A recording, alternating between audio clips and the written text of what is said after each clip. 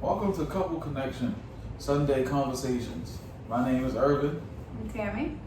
and today's conversation is: do you keep your word in your relationship? Right. Pretty important topic we got going on today. Very, very important. So we found a article on verywellminded.com about keeping your word in your relationship. So one question I would like to pose to our audience, which is kind of rhetorical, but it's what makes your relationship special? That's a great question. Yeah. So, everybody there at home, you guys, you can answer that or just think about that as we work our way through this article and discuss it together. Yeah. Cool. Okay. So the overview here. When you make a promise to one another, or say that you will do something with your spouse, family, or children, and you don't keep your word, what is happening is that you're letting that other person down. So I guess it's kind of Tammy, I would ask you, when someone doesn't keep their word, how does that make you feel? So actually this article sums it up, I think, better than what I can actually say. And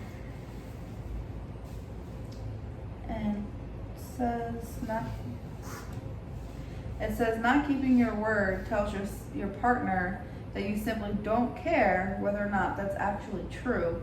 It makes your spouse feel unloved, unimportant, as if they aren't worth the effort, and probably makes you feel bad too.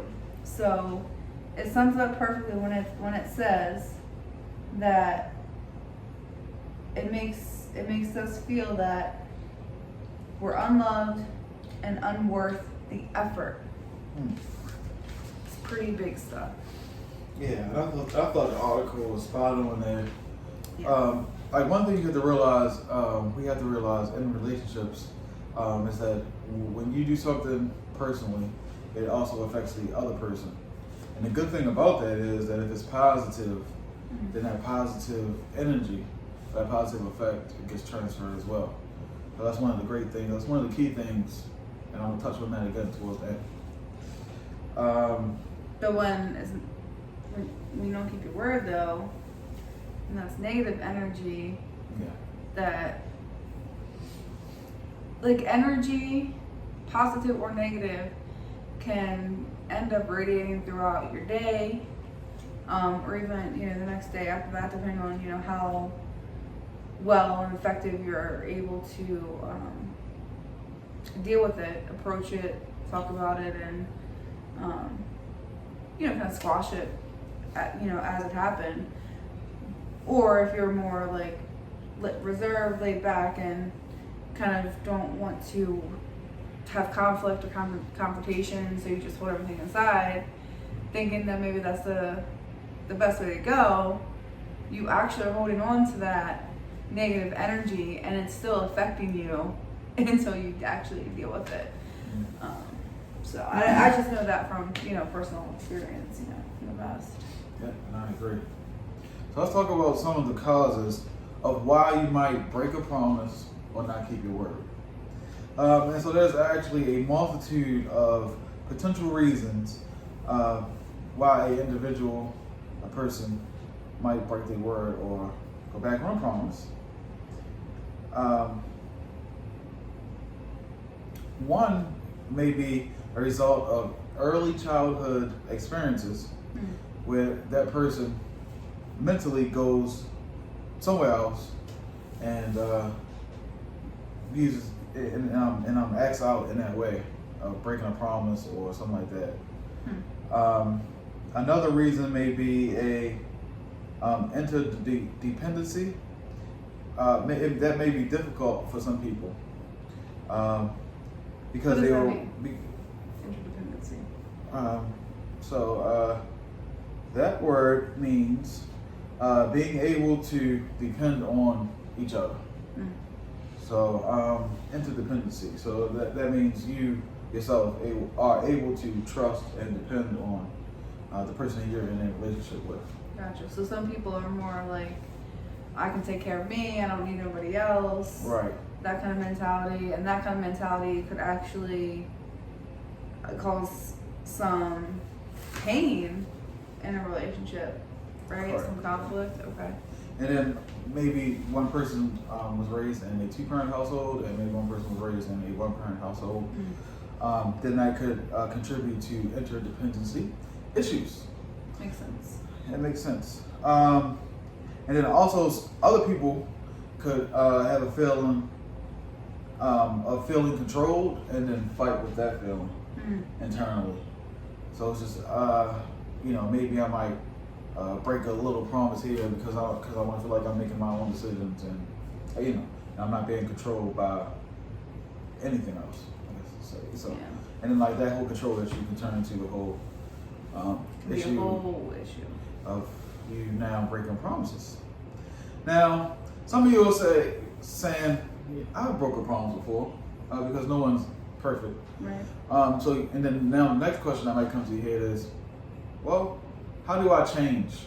I don't want to hurt the other person by breaking these little promises. I don't want to hurt myself anymore by breaking the promises.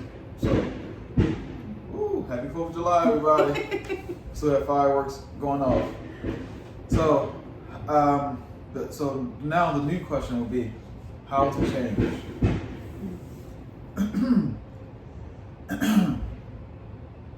And here's how to start working towards keeping your word. I'm just gonna throw out a couple pointers there for you guys, and guys can catch it. Okay, so reel it in. Reel it in. Yeah. So don't say you'll do something if you can't do it. Be upfront and honest, even if you feel like you might be letting that person down in that moment. It's much worse to do so than to break your promise at a later date. So being upfront and honest will guide you and help you with that. And then, using those kind of like using those like passive words, maybe I would say, such as maybe or I'll think about it, especially that word maybe, because that leaves it open for interpretation. When you yourself know you probably don't want to do that thing or go to that party or whatever it is, but you say maybe because you're afraid of hurting the other person's feelings when really you have no real intention of following through. But you left that other person open to say, okay, well, maybe they will do that thing or whatever it is. But when the time actually comes and you don't do it, and then the person is upset and asks you about it, you can say, well, I didn't say that I would. I said maybe. And so that maybe, even that itself, it can cause a whole issue in itself. So I think what this is saying is, be, it's a yes or no. Right? Simple, yeah. Simple. So you can get yes or no. Or if you really are unsure, depending on what it is, your schedule, just make sure you fully communicate that, and then you communicate what the outcome will be once you can. And don't just leave it open for interpretation. Yeah, correct. Also, another point would be to allow your the person that you're in a relationship with, whatever you call it, to have the permission to remind you, and for it not to be considered nagging. Because sometimes you can feel like, hey, I don't want to nag this person to death, or I don't want to, and just giving your significant other that permission to remind you will be able to help you change. I think that is huge. It can be very beneficial in my eyes if the other person is willing to allow that, because women always get stereotyped for nagging. I feel like we just hear that a lot in relationships, or like on TV shows, or even growing up as kids, hearing about wives being a nag. And I mean, I'll just say for me, like, I don't want to be a nag, but at the same time, like, I want to be helpful. Mm-hmm. But is that helpfulness hurting you? Right. So I guess that would be one. You know, it's a great tip, but only if the reminder is taken as such, just a reminder, and as a positive thing. All right. How do you feel about that? Yeah, I'm having a conversation about that. I think that's the key to that one. And also I wanted to bring up one more point that if you are a forgetful person, one suggestion would be to set up high-tech reminders to be able to remind you about keeping your promises to your spouse. So such as apps, email alerts, pop-up reminders from your calendar programs, and etc. Just some little key things there. Mm-hmm. So next, let's talk about the impact that has breaking a promise or not keeping your word with your significant other spouse. So it's damaging to you personally, actually. So again, another rhetorical question. I'm sure at some point we've all broken a promise. So how did that make you feel when you broke the promise? Was it a helpful feeling? Was it a kind of, the day just kind of passed, kind of like a whatever type of feeling? Or was there a feeling where like you just felt not so great about yourself? And then how did that feeling impact you the rest of the day? Yeah, and the impact that can have on a relationship, it's like, so it causes your partner to lose trust in you, which is damaging to your relationship, and leaves you at risk for breaking up or divorce, separation. So that's the type of negative impact that not keeping your word and losing trust will have on your relationship. Now, making the positive change, rebuilding trust or establishing that initial trust, making that positive change and working on that together is ideal for relationship building. Yeah. So a strong foundation, I think, is key to any type of relationship, but especially a romantic relationship, boyfriend, girlfriend, husband, wife, whatever the case may be. So when you have a good foundation, that's the key. So actually, we were listening to a song earlier today by Maren, and the chorus is, the house don't fall when the bones are good. Say that again, babe. The house don't fall when the bones are good. That's good. So we know that storms are gonna come, right? And they can come and they can make things shaky. They can make you, a little bit on edge sometimes. Like when we get like a really bad storm here and it's like pouring, thundering, lightning, and you're like, wow, it's crazy outside. Maybe the windows are shaking a little bit. Like that can happen in a relationship, but the foundation is good, so you don't fall. Just like your house, when the foundation is good, it doesn't fall. Same thing. So Maren, bones. To me, it's a great correlation to this article. We threw out two rhetorical questions for you guys, so maybe that's a song that you can listen to as well to just kind of bring everything together. All right. And then, of course, if you have any comments or concerns, feel free to comment on the video.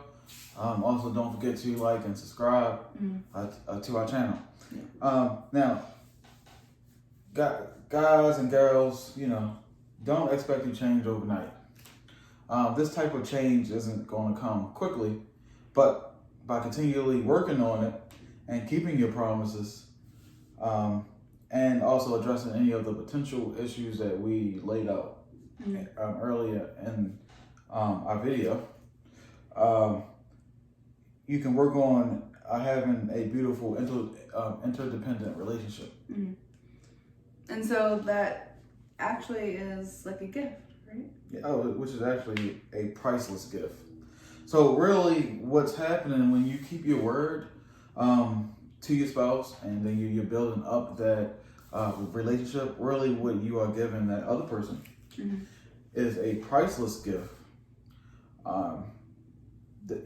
And then your spouse is also giving that to you as well. So it's like an exchange. It's like a priceless gift exchange. And also you'll feel good about yourself too. Yeah. So I just kind of want to wrap up with just to say, like, we are by no means experts in this field. We are by no means maybe have a lot of knowledge, experience, or whatever you want to call it in this field, but we thought that this was a great topic for couple connection, just because, of course, we've had this happen in the past in our relationship too, and obviously work through it, found this article, and just thought it was a really great resource, because I think it just really hit everything right on the head, and just it's worded so well that it would be a great resource for our audience.